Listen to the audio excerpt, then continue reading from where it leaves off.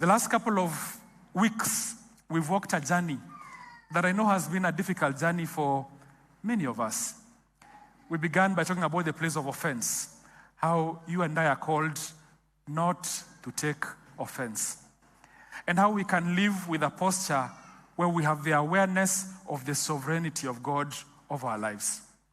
That as you and I navigate through life, it's not our place to take offense, but we have a posture where we constantly are quick to forgive. And last weekend, we talked about the power of forgiveness. What happens when you and I forgive? And so today we want to take another step forward. That as we are walking through this journey of healing and restoration, that God's desire, God's will for you and I, is that we would live lives that bring glory and honor to Him, that we would live lives where we are instruments in His hands. And I believe that God has called us to be a part of the ministry of reconciliation. One of the things that has weighed on my heart this year is just families, and seeing families going through difficult seasons, seeing families separated. One of the things that I have prayed the most about this year in my time of fasting and prayer has been families. That God would restore families. That God would restore relationships. And in my time of prayer, I have this sense that God is calling us to let go of that which has happened in the past and to entrust our future to Him. If each one of us here had an opportunity, there is so much that has happened in our own lives. And for many of you, if you had an opportunity to stand up here, you'd say, you know what, because of what I have gone through, I feel as if I deserve to feel the way that I do and to hold on to the things that have happened. But what I hear God say is that if you will let go, if you will release that which is in the past, that He has a future for you. That God has a future for you. If you will let go, if you will open your hands and let go of that which is in the past, that God has a future for you. You know, I was reading through a story about the nation of South Africa, and something happened in November of 1990. As the long struggle for freedom in South Africa was reaching its climax, a group of black and white spiritual leaders from almost all the churches in that land met at a hotel outside a little town called Rustenburg. When these spiritual leaders met, these pastors and bishops and leaders of different denominations, when they came together, there are some of them who represented those who had been wounded and wronged, the black South Africa. The others represented those who had wronged the others. And as they came together, these blacks and these whites came together to answer two questions. The first question was, could the blacks ever forgive? The second question was, could the blacks and the whites ever be truly united as brothers and sisters? Because you would go to churches which were blacks only and white only. So they asked the question, could there ever be forgiveness between them?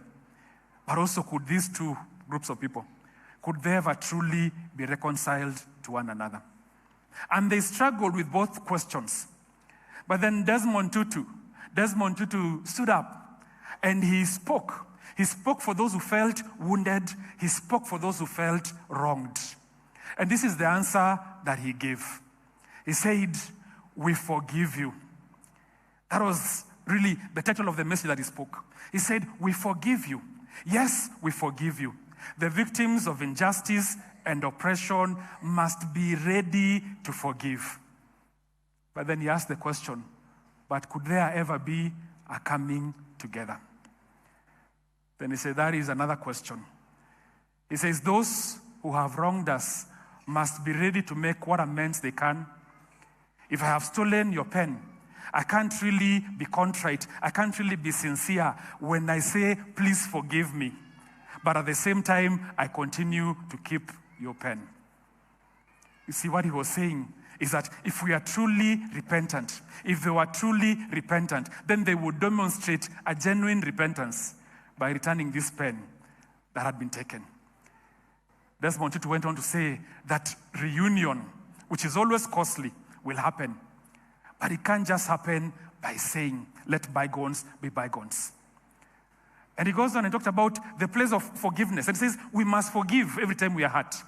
We must forgive that person who takes our pain. But we can only get to a place where we walk forward together, as we did before, when they are able to give back that pain. And I've thought about that story this week. Somebody asked me in the week, said, Pastor, you know what? We want to forgive. But what if the people that want to forgive continue hurting us in the same way that they have? Said, Pastor, I want to forgive. But should we then become a doormat where people just come and wipe their shoes on us and they continue? And I've had a number of other difficult questions to answer this week. Difficult circumstances that some of you are going through.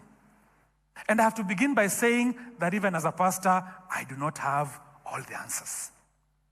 Because some of the issues, some of the challenges are so deep and so traumatic that only the hand of God can bring restoration. Only the hand of God. And that is what we must do. Rather than looking to man for an answer, we must go back before God and surrender our pain and our heart and ask Him, who endured the cross, ask Him to bring healing and restoration. Healing and restoration to our hearts, but then also bring healing and restoration to our relationships. You see, in this world, we are a broken people. And where there are people, there will be conflict. Where there are people, there will be a hurting of one another. But I want to share words from the book of Romans. Words that I believe are better than any answer I could ever give. Words that I believe are better than the answer that Desmond Tutu gave. Words that I believe respond to the challenges that you and I face in our relationships. If we will turn to Romans chapter 12 and read from verse 9. Romans chapter 12, we read from verse 9. It begins by saying, love must be sincere. Love must be sincere. It goes on to say, hate what is evil, cling to what is good. Be devoted to one another in love, honor one another above yourselves. Never be lacking in zeal, but keep your spiritual fervor, serving the Lord. Verse 12 says, be joyful in hope, patient in affliction, and faithful in prayer. Share with the Lord's people who are in need. Practice hospitality. Verse 14 declares, bless those who persecute you. Bless and do not curse. Rejoice with those who rejoice, mourn with those who mourn. Live in harmony with one another. Do not be proud, but be willing to associate with people of low position. Do not be conceited. Do not repay anyone evil for evil. Be careful to do what is right in the eyes of everyone. If it is possible, as far as it depends on you, live at peace with everyone. It says, do not take revenge, my dear friends, but leave room for God's wrath, for it is written, it is mine to avenge, I will repay, says the Lord. On the contrary, if your enemy is hungry, feed him. If he is thirsty, give him something to drink. In doing this, you will heap burning coals on his head. Do not be overcome by evil, but overcome evil with good. When you reflect on those words, for me they are very sobering words. They challenge me, and I hope they challenge you. Because for many of us, we want to live by man's standards. But God calls you and I to live according to his standards. God calls you and I to walk out of a place of sincere love. A sincere and a genuine love. You see, there's some of us who, because of what we have gone through, we live every single day out of the past that we have experienced. There's some of us who just live in the present We just do what we feel in the moment, not really caring about the impact of what we do on the relationships around us and the people that God has placed in our lives. We do in the moment what is best for me. And then there's some of us who live every single day out of the fear of what the future could be. But I believe God calls us not to live out of the pain of our past, not to live in the moment for ourselves, not to live out of a fear and an anxiety of the future. But God invites you and I to live out of a place of a genuine and sincere love. A genuine and sincere love for those that are around us. To relate in a manner that is wholesome, without ill motive, without any desire to get back, to repay evil for evil, but to live out of a place where we want to love and to be a blessing. And I will say to you that it's easy to love and to be a blessing to people who are good to you. Is that true? It's easy to love and to bless people who reciprocate to us. But do you know what God's standard is?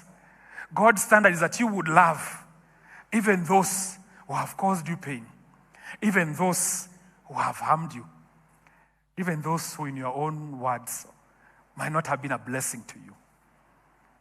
That God's standard is not just for us to pay back where we have received good and pay back good, and pay back evil where we have received evil.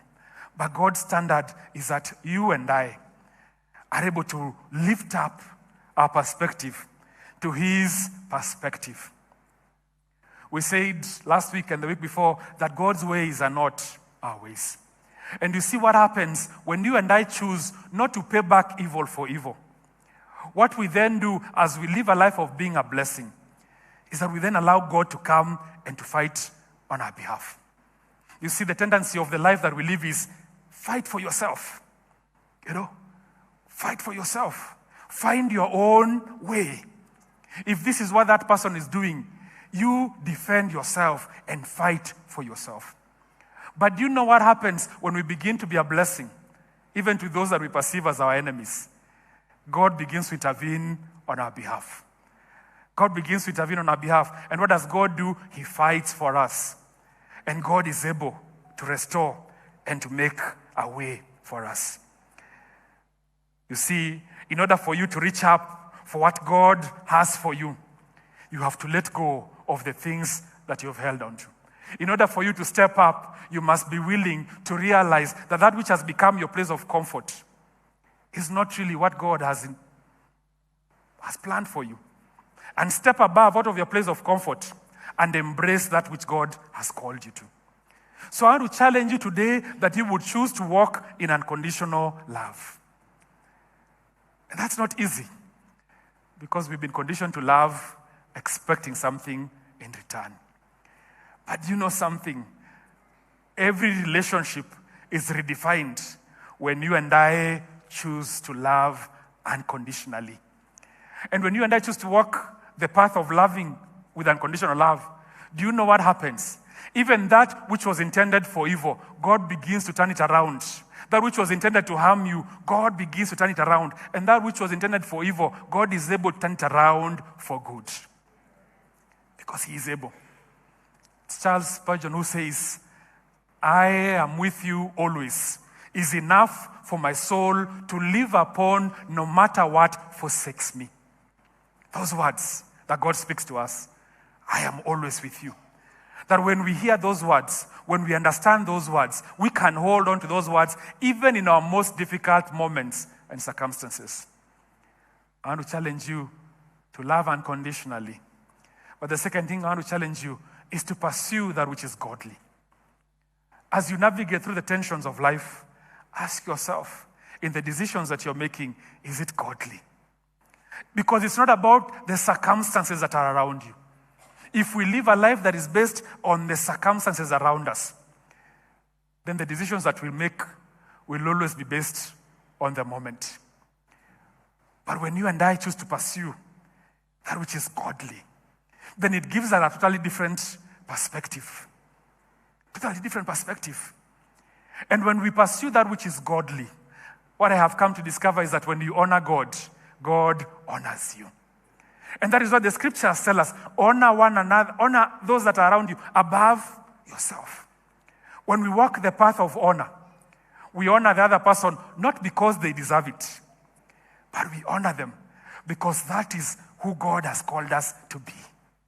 And so you don't honor your spouse because you feel they deserve your honor. You honor them because God has called you to honor them. You don't honor your parents because you feel they deserve it. You honor them because it's God has called you to that place where you walk a path of honor. You honor them because it is honoring before God. So you choose a path that honors. It says, be hopeful. Don't despair, no matter how difficult the circumstances. No matter the challenges around you, be hopeful. Hopeful that God is with you. Hopeful that He has a plan for your life, that He knows the plans He has for you. Plans to prosper you, not to harm you, to give you a future and a hope. I pray that your faith will remain in a sovereign God, even in the midst of difficult circumstances. How do we navigate through chaos and difficulty? We navigate through chaos and difficulty through realizing that when we put our faith and our trust in God, He will carry us through the season that we are going through. That His blessing and His favor will be upon us as we navigate through this season. I want to challenge you to walk in humility. Because when we walk in humility, we realize that it's not about us, but it's about what God desires to accomplish through us. And what I have found is that when you walk the path of humility, do you know what God does? He lifts up the humble. He hates the proud, but what does He do? He lifts up those who are humble in heart. But as you walk in humility, I also want to challenge you that you would live generously. Because when you live generously, it's not so much about what you and I can take with us, but it's about how we can be a blessing to those that are around us. When we live generously, we are quick to forgive. It doesn't make forgiveness any easier, but we are quick to forgive in the moment because we realize that we have received so much. Then the scriptures go on and say, do whatever is possible within your means to be at peace with all men. You only have control over one person. No matter how much you want, you cannot control the other person. And so you and I must have a posture of heart where in our actions we are building peace and building relationship with those that are around us. That we are not those who are quick to get into the schemes of men. We are not those who are quick to take advantage of others. But we do all that we can to be a blessing to those that are around us. Sometimes peace might mean we need to create a boundary. But that boundary does not necessarily have to be a wall. Because for many of us, when we think of setting boundaries, we think of building up these walls. And there's some of you this morning, you have built up all these walls around you to protect yourself. But in the process, you have locked out everyone else. And you are unable to enjoy the blessing and the favor of God because of the boundaries, the walls that you have built around you. That you would do your part to be at peace with all men. But then he goes back and he says, do not pay back evil for evil. If you could just remember one thing when you leave this service, just remember those words. Do not pay back evil with evil, but pay back evil with good. No matter the season that you are in, sow good seed.